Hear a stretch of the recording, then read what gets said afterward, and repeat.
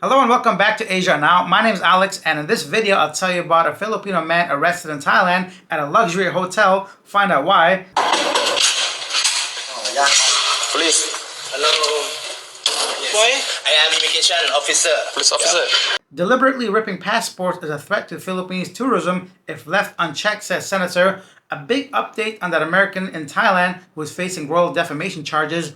An Israeli man arrested, plus much more, beginning with the USD to peso exchange rate. Right now, $1 US equal to 55.5, really dipping low now. Plus, it's over 40 degrees Celsius. And for the American guys, listen to this, over 104 degrees Fahrenheit. Let's jump straight into our main story. But first, I want to thank everybody for helping the channel reach 10,000 subscribers. So thank you so much for that, for watching, for commenting, for supporting the channel financially through buying me a coffee, super sticker, super thanks. Because I know at one point I was very close to giving up on the channel at around 5,000K subscribers. I believe it was really taking away a lot of my time. So all the support, the kind words has gone a long way. 10,000 strong. Thank you guys for watching and subscribing. Here's our top story. A 26-year-old Filipino student has been arrested by Thai immigration police for orchestrating an elaborate fraud scheme that targeted multiple luxury hotels across Bangkok, resulting in hundreds of thousands of baht in damages. The suspect, identified as only Mr. Hernandez, was apprehended on April 25th near his university residence in Pathum Thani, following a series of complaints from high-end hotels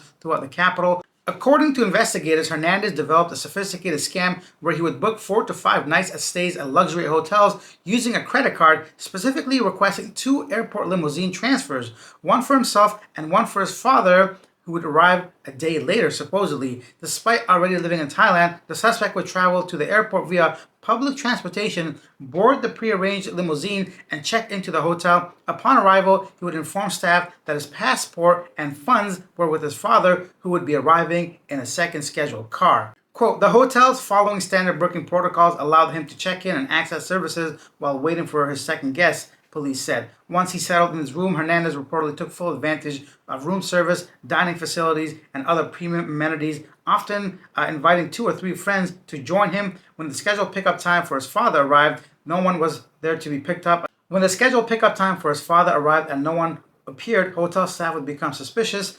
But by the time they checked the room the next morning, the suspect had already vanished. The breakthrough came when investigators discovered that the suspect was not a tourist but enrolled at a well-known university in Pathum Thani province. After gathering sufficient evidence, authorities secured an arrest warrant. Oh, yeah. Police. Hello. Yes. Boy, I am immigration officer. Police officer. Yeah. Take a seat. Take a seat. Take a seat. Take a seat. Have a seat. Boy, I am immigration officer. You have Mr. Francis.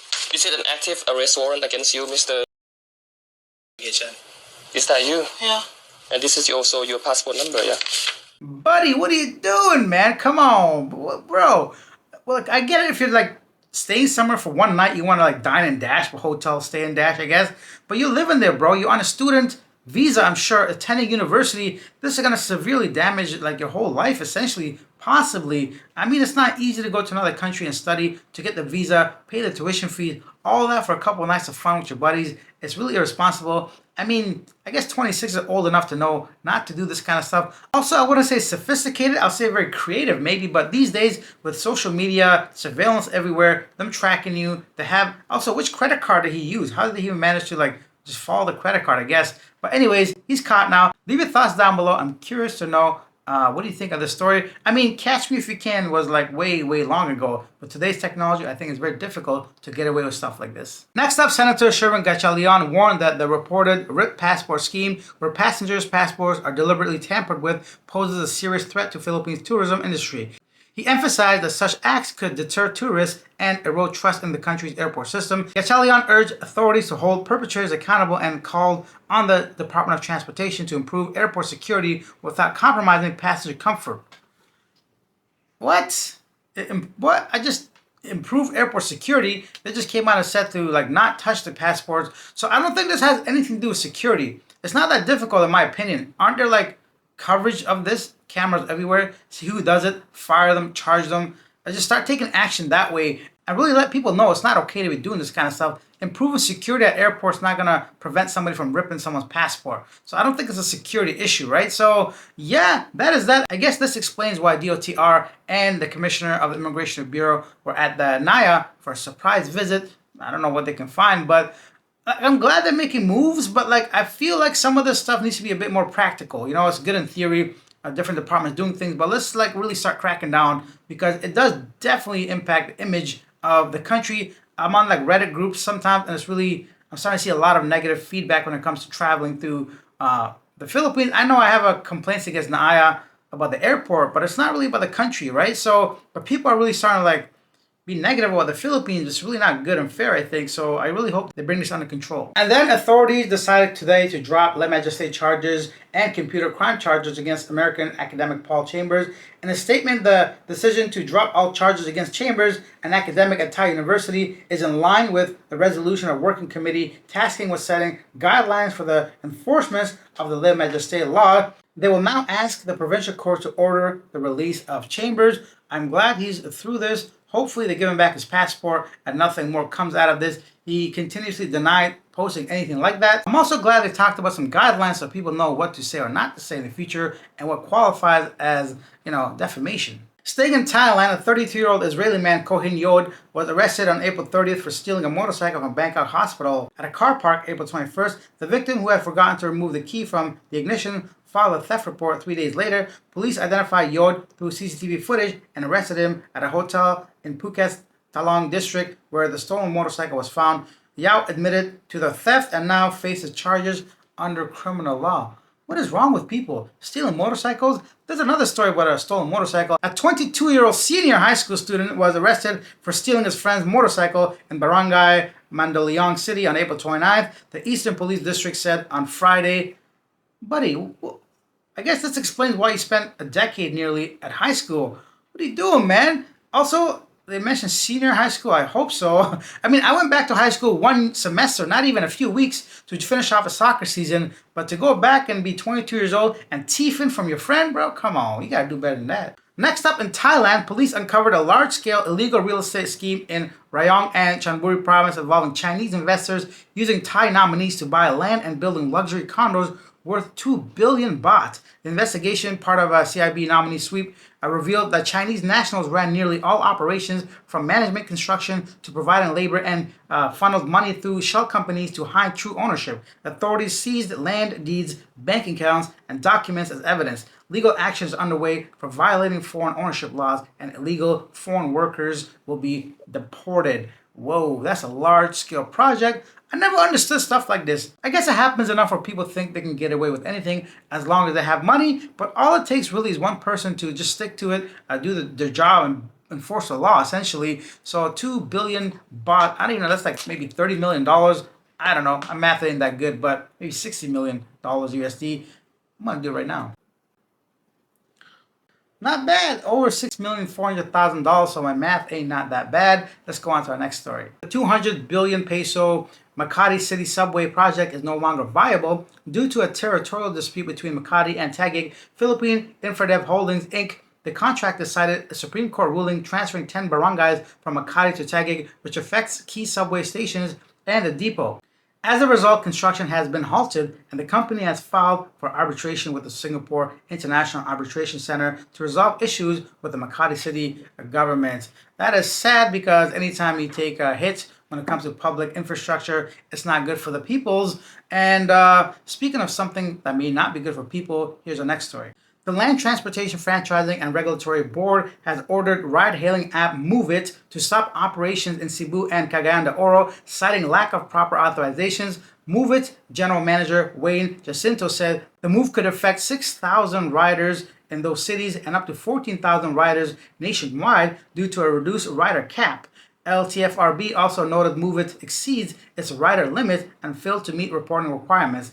MoveIt General Manager criticized the lack of consultation, while LTFRB said the order is not yet final, pending a motion for reconsideration. But that's messed up. I use MoveIt all the time, especially in Cebu, and when I was in Cagayan de Oro, I don't think they were operating there at that time. A lot of people rely on it to basically beat traffic, especially with how congested Cebu traffic is these days. So pretty bad if Move It kind of goes out of order, or at least reduces the number of riders, because right now it's very simple. You just use the app, call somebody, they come pick you up on the back of a motorbike, you zigzag through traffic, pay less than $1, you're basically there. I do want to read one comment about somebody regarding this story I think was pretty good.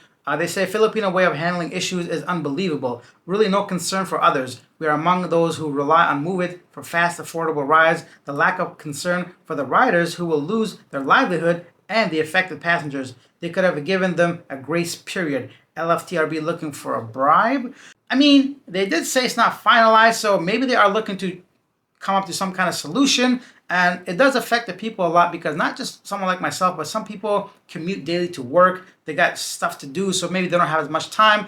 Yeah, let me know if you've ever used Move It, Ncast, Maxim, Joyride, or any of these ride-hailing programs when it comes to motorcycles specifically. And let's finish off in Thailand. Thailand's Ministry of Tourism and Sports has announced plans to eliminate dual pricing practices amid growing complaints from foreign visitors. Triggered by a viral article and widespread feedback from expats and tourists, the move aims to create fairer experiences for all. Minister said that the promised stricter regulations of scams and improved reporting mechanisms, including the use of the Tourist Police app. Despite a slight dip in arrival numbers, tourism revenues has actually increased, suggesting strong potential if trust and transparency are restored. This marks a major step towards aligning Thailand's hospitality standards with global expectations. Absolutely, one of the very few things I dislike about Thailand is the dual pricing nonsense. It's one thing to get dually priced. Is that a thing? Dually priced?